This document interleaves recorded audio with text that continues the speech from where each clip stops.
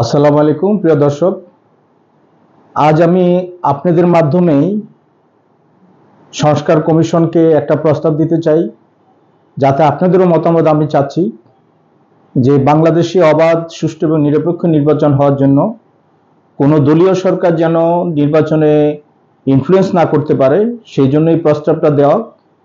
আমার প্রস্তাব হচ্ছে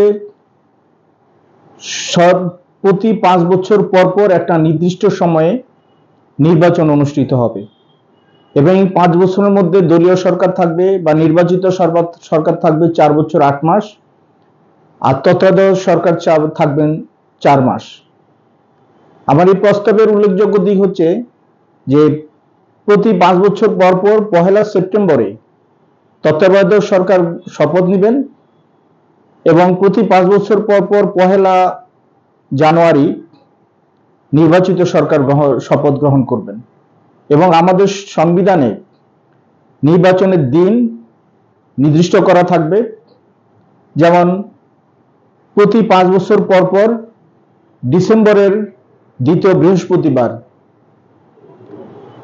নির্বাচন অনুষ্ঠিত হবে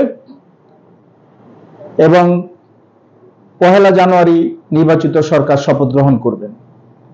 আমার মনে হয় যে এই জিনিসটা যদি করা যায় এবং সংবিধানে যদি এটা সংবিধান সংশোধন করে এই বিধান যদি করা যায়, তাহলে এই তত্ত্বাবধায়ক সরকার নিয়ে আমাদেরকে এত প্রতি 5 বছর পর পর যখন সরকারের নির্বাচনের সময় আসবে, তখন রাস্তায় আর আন্দোলন করতে হবে না।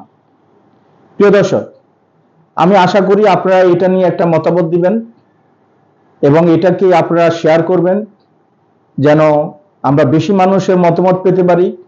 এবং যদি আপনারা এটাকে সমর্থন করেন, তাহলে শেয়ার করবেন এই জন্যই যে এটা যেন সরকারেরও গোচরীভূত হয়। আমি একজন রাজনৈতিক কর্মী হিসাবে আমিও চেষ্টা করব আমাদের মাননীয় প্রধান উপদেষ্টাকে এটা অবহিত করার জন্য। পরবর্তীতে যখন ওনার সঙ্গে আমার দেখা হবে বা আমি চেষ্টা করব আমাদের দল ন্যাশনাল ডেমোক্রেটিক পার্টির পক্ষ থেকে এই প্রস্তাবটা দেওয়ার জন্য। ধন্যবাদ সবাইকে। আসসালামু আলাইকুম।